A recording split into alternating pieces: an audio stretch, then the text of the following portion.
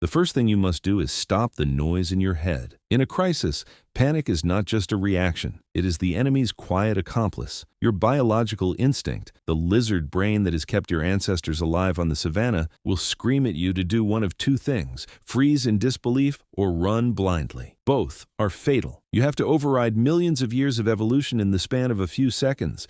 You do this by breathing once, then again, and forcing yourself to engage the logical center of your mind. You need to anchor yourself in reality immediately. There is a specific technique for this, often used by first responders and pilots in distress. Name the immediate facts out loud. Say them into the empty room. Siren, alert, unknown origin. It sounds simple, perhaps even foolish in the face of Armageddon, but that small act of vocal clarity slows the body's adrenaline response and clears the fog of confusion. It transforms you from a victim waiting for a fate into an operator assessing a situation. Once you have steadied your hands, you must resist the modern urge that kills more people in disasters than we care to admit, the urge to verify. You do not wait for confirmation. You do not unlock your phone to search social media or check the news. In the digital age, we have been trained to believe that nothing is real until it is trending. But in a nuclear scenario, information lag is lethal. By the time a confirmation tweet loads or a news anchor appears on screen, the shockwave could already be shattering your windows. You must act on the signal alone. Your next decision must happen in seconds, and it is entirely spatial. You need to decide where to go. If you are indoors, the rule is simple: move inward and move downward. You are looking for a basement, an interior room, or a hallway. Any space that puts as much concrete, wood, and earth between you and the outside world as possible. You want a space with the fewest external walls and absolutely no windows. Glass is the first casualty of a pressure wave. You do not want to be standing near it when it turns into shrapnel. If you are caught outside and your home is unreachable, the calculus changes. You must find the densest cover available immediately. Look for a concrete structure or the lowest ground you can find. A ditch, a subway entrance, the foundation of a heavy building, any place that minimizes the amount of open sky above your head. You're not looking for comfort, you're looking for mass. Understand that in these first few minutes, position is everything. The distance from the blast and the amount of shielding between your body and the radiation are the only metrics that matter. Survival is not a matter of luck. It is a matter of physics. Every foot of concrete, every layer of brick, and every minute you spend moving away from windows is a percentage point added to your survival odds. You are buying time with geometry. You do not have hours. You may not even have minutes. When the notification hits, your reality fractures, and the first battle you must win is not against the bomb, but against your own biology. The first thing you must do is stop the noise in your head. In high-stress scenarios, panic is the enemy's quiet accomplice. It hijacks your executive function and urges you to freeze. To override this, you must engage your senses manually. Breathe once, then again. Name the immediate facts out loud. Siren, alert, unknown origin. That small act of vocal clarity slows the body and clears the mind, allowing you to transition from victim to operator. Your modern instincts will betray you here. The urge to verify is overwhelming. You will want to check the news, text a group chat, or scroll through a feed to see if others are reacting. Resist this. You do not wait for confirmation. You do not search social media. You act. In the time it takes for a web page to load, the window for effective movement can close. Next, you must decide where to go in seconds. The geometry of your survival is simple. If you are indoors, move inward. You're seeking a basement, an interior room, or a space with as few external walls and windows as possible. Glass is a liability. Distance from the perimeter is security. If you are outside and the nearest shelter is unreachable, you must find the densest cover you can. A concrete structure, the lowest ground available, or some place that minimizes open sky. Position matters. Your distance from the blast and the amount of shielding between you and the outside are measured in survival. Once you are in position, your priority shifts to the invisible threat. You must protect your airway. If you have a cloth or mask, place it over your nose and mouth immediately. Seal door gaps with towels or duct tape. Most people misunderstand the threat. They fear the flash, but radiation's invisible threat is carried on dust and ash. Respiration is the most immediate vector for internal contamination. You do not attempt heroics. You buy time. Simultaneously, you must execute a grab-and-go protocol, but with ruthless discipline. Grab the essentials within reach: a charged phone, a flashlight, keys, any medication you require, and water. Leave everything else. This is not the time to save heirlooms or laptops. Every second spent gathering non-essential items is a second lost from survival. Finally, establish your digital footprint and then vanish. Communicate once. Send a single message to one contact that states where you are and that you are moving to shelter. Do not flood networks. Bandwidth will be the first resource to fail. If you can tune a battery radio or an emergency broadcast channel, do so, because accurate instructions will arrive through official lines. Everything else is noise. From this point on, the choice you make determines the first line of your story. Move precisely, move fast, move together. These are the 5 truths that will shape the rest of the day. When the lock clicks shut and the door separates you from the street, reality settles in. The sirens may still be echoing, muffled now like the sound of the ocean through a wall, but the immediate frenzy of movement has stopped. You are standing in a hallway or a basement corner, and your heart is hammering against your ribs. This is the moment where the most dangerous decision of the first hour takes shape. Your instincts are currently at war with one another. One side of your brain is screaming at you to run, to get in the car, to put as much distance as possible between you and ground zero. The other side tells you to hold your ground, to hide, and to wait for safety to return. Both feel right. But in a nuclear scenario, following the urge to run is almost always fatal. You must understand the physics of the environment you are now in. If you choose to flee, you are betting your life on the assumption that you can move faster than the catastrophe. This is a losing bet. By the time the siren sounds, the roads will already be jamming. Panic always moves faster than vehicles. Gas stations will be empty within minutes. If you enter the road network, you are not escaping. You are simply relocating yourself from a hardened structure into a fragile glass and steel box, likely stuck in gridlock, completely exposed to the sky. You become a sitting duck in a traffic jam that will become a tomb. The logic of staying put is dictated by the nature of the threat: fallout. Fallout is not a mystical death ray. It is physical debris, dust, ash, and soil that has been sucked up into the atmosphere, irradiated, and then returned to Earth. It takes time to reach you unless you are immediately adjacent to the blast zone. It takes minutes for the wind to carry the dust and hours for the radiation to settle. This delay is your only advantage. If you go outside during this window, you are walking into invisible fire. The air outside may already be poisoned, but inside, you still have control. To make the correct decision, you must apply a simple binary test based on what you just witnessed. Did you see a flash? If you saw a bright light or felt a pressure wave before the siren,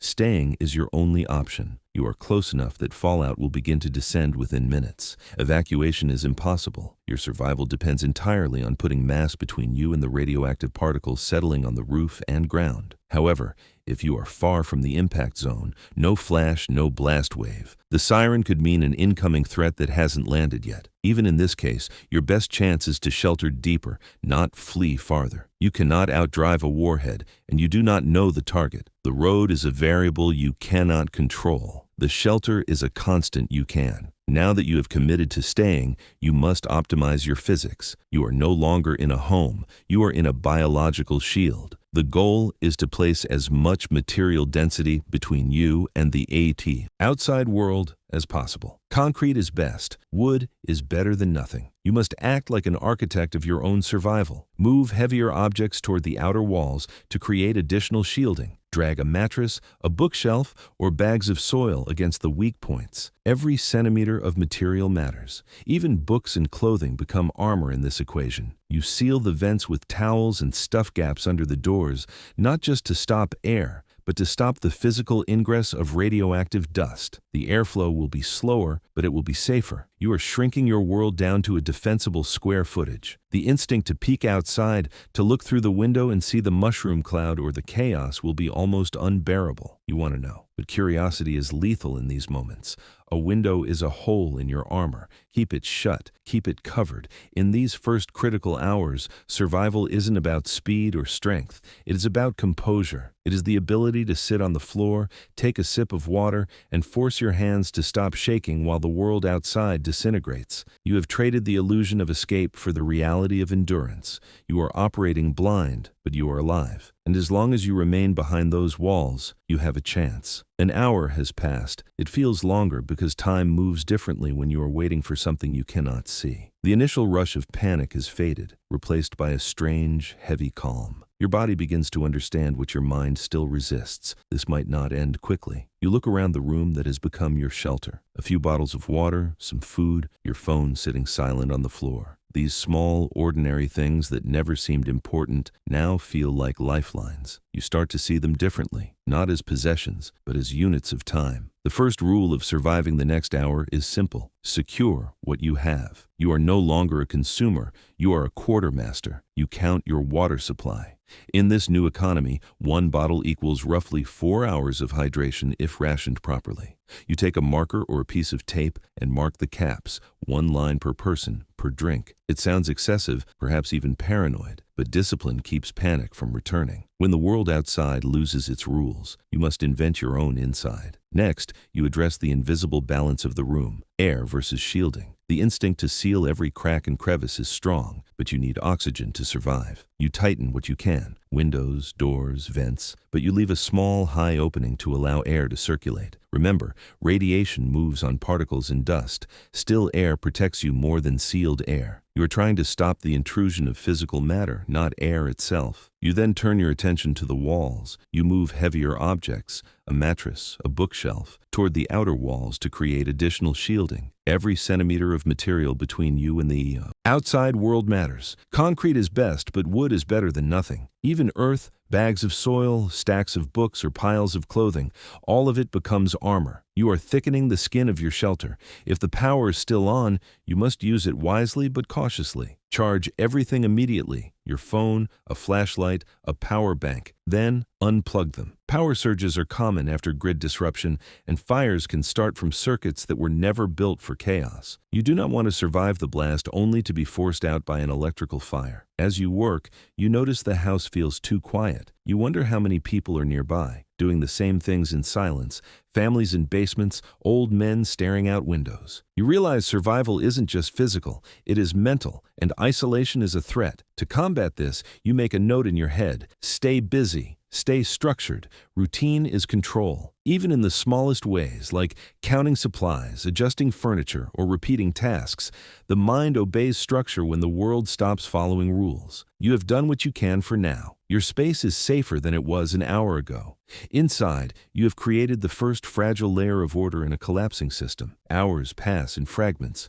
Moments of stillness are broken only by small, unrecognizable sounds that make your chest tighten. A car door slamming blocks away, a muffled voice, a faraway thud that could be thunder or something else entirely. You have stopped trying to tell the difference. You just listen and you wait. Then, the digital world tries to claw its way back in. Your phone flickers to life. 1 bar of service appears, then 2. Messages start coming through in bursts, half-loaded, broken, and out of order. This is the signal in the noise, and it is the most treacherous phase of the first day. It is not the bomb that endangers you here. It is the confusion. A friend texts that there's been an attack in Europe. Another claims it is a cyber attack or a deep fake simulation. A stranger on a social feed posts a shaky video of a rising cloud over a city that looks nothing like yours, but the caption claims it is just 50 miles away. The timeline is pure chaos. In this moment, information is poison disguised as clarity. The human instinct, the urge that has been programmed into us for the last 20 years, is to seek certainty. You want to scroll, refresh, verify, and argue. You want to find the one news story that tells you everything is going to be fine. But But you must understand that in war, the first casualty is always the truth. Disinformation spreads faster than fallout. The modern world is built on invisible systems, power networks, satellites, commercial servers, all woven together like glass threads. Now, under the weight of catastrophe, those threads are snapping one by one. If you try to hold onto them, you will be cut. So, you do what most people never think to do. You disconnect. You deliberately turn away from the screen. You take a pen and a piece of paper, and you begin to write down only the facts you can confirm with your own five senses. Siren alert received, signal lost, silence observed, faint noises outside, partial connection restored. That is your reality. Everything else is speculation. By writing it down, you stop being a passenger in the panic and start being the narrator of the situation. You strip away the hysteria of the internet and leave only the hard data of your immediate survival. Next, you turn to the only source that matters, the radio. You tune through the static until you find a voice, distorted perhaps, but calm. It is the national emergency broadcast. The message repeats every 10 minutes. Stay indoors. Do not travel. Conserve water. Wait for updates. It is not a lot of information, but it is verified information. It means structure still exists somewhere. You establish a strict protocol for yourself. You will only check the radio every hour. You will not chase new information in between. You realize that panic thrives on continuous noise, while composure grows in managed silence. By limiting your intake, you protect your mind. The operators behind that radio voice are likely in a bunker, holding the line inch by inch, waiting for stability just like you. By syncing your routine to theirs, you reject the chaos of the web and accept the discipline of the survivor. By the time the 12th hour arrives, the daylight has changed. It is no longer warm or bright. The color of the sky has turned pale, like light filtered through ash. You're sitting in the semi-darkness of your shelter, and for the first time, the adrenaline that carried you through the morning has evaporated. In its place is a dull, steady ache of hunger. You look at your hands and notice a faint tremor that never quite stopped. You take a sip of water, just enough to wet your tongue, because you know that half a day has passed and the tap is likely dry. The world beyond your walls feels distant, unreachable, but war is never as far away as it seems. Suddenly, the silence breaks. It isn't a siren this time. It is the sound of shouting, followed by the heavy shuffle of footsteps and the creak of a gate. You move toward the door, not to open it, but to listen. People are out there. Maybe they are neighbors you have known for years. Maybe they are strangers passing through. Then comes the sound that stops your heart. A knock, once, twice, hard. This is the crucible of the 12th hour. Every social instinct you have built over a lifetime screams at you to open the door, to connect, to not be alone in the dark. You want to ask them what they know. You want to offer help. But the other voice, the cold, calculating voice that has kept you alive for the last 12 hours, whispers a single command. Wait.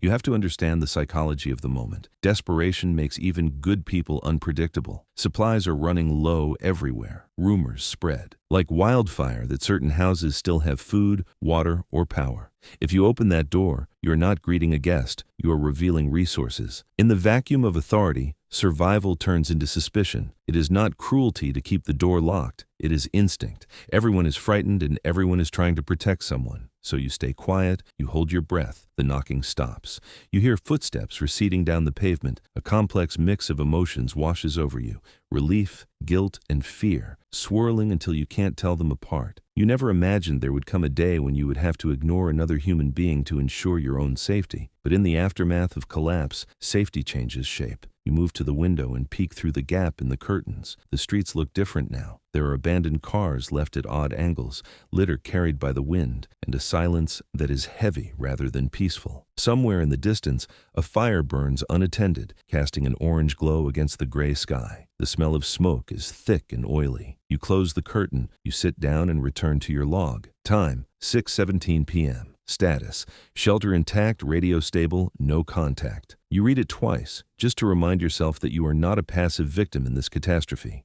You are the narrator of your own survival. When darkness finally comes, it arrives without transition. There are no streetlights to guide the evening, no ambient hum of the city, just absolute blackness and the sound of your own breathing. You realize how long a night can feel when there's no guarantee of a tomorrow at the end of it. You lie awake, counting the seconds between distant rumbles. It isn't sleep, it is endurance. The morning after, when you finally open your eyes, the light filtering into the room is dim and cold. The air smells faintly of dust and something metallic. You have made it through the night, a full rotation of the earth since the siren first sounded. You sit up slowly, stretching stiff limbs. Your first thought is not relief, it is disbelief. The human mind struggles to accept survival when it spent the entire night expecting an ending. You listen to the world outside. The birds are gone. The streets are silent. The world feels emptied out, as if sound itself has been rationed. This is the dawn of year zero. You check the radio again, the one connection you have left to the old world. The same voice repeats, but this time there is an addition to the loop. Fallout levels decreasing. Remain sheltered for the next 48 hours. Aid stations will be established once clearance is confirmed. It is the first hint of order you have heard in 24 hours. You realize that the people behind that voice, faceless operators in deep bunkers, have been awake all night too, holding the line inch by inch, waiting for something resembling stability. You take another slow sip of water. You count what remains. Enough for another 2 days if you ration properly. You pick up your pen and write another note in your log. Day 1 complete. Shelter stable. Still alive. Then, for the first time, you allow yourself to imagine what comes next. You think about how you will leave, who you will look for, and what the world will look like when you finally open that door. This is the hardest truth of survival.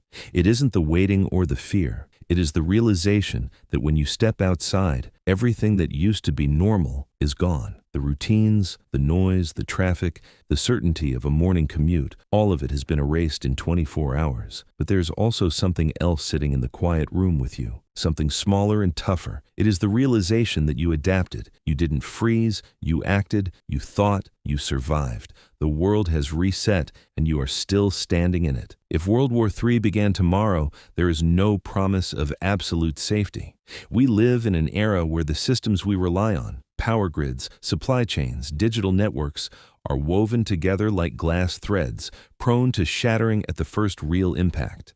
But while you cannot control what nations do and you cannot stop the trajectory of history, there is a path through the chaos. That path is not paved with panic or luck. It is built on the 5 truths you have practiced in these first 24 hours.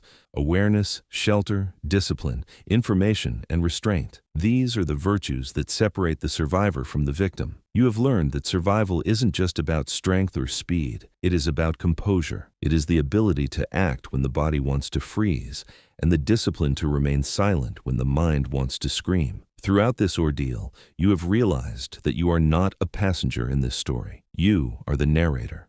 Every decision you made, from the moment you chose to stay inside rather than run, to the moment you rationed your water, was an act of defiance against the entropy outside. You controlled the square meter you stood on and the seconds you owned. That is the ultimate definition of freedom in a collapsing world. The siren is only the beginning. The noise, the confusion, and the fear are the opening chapter.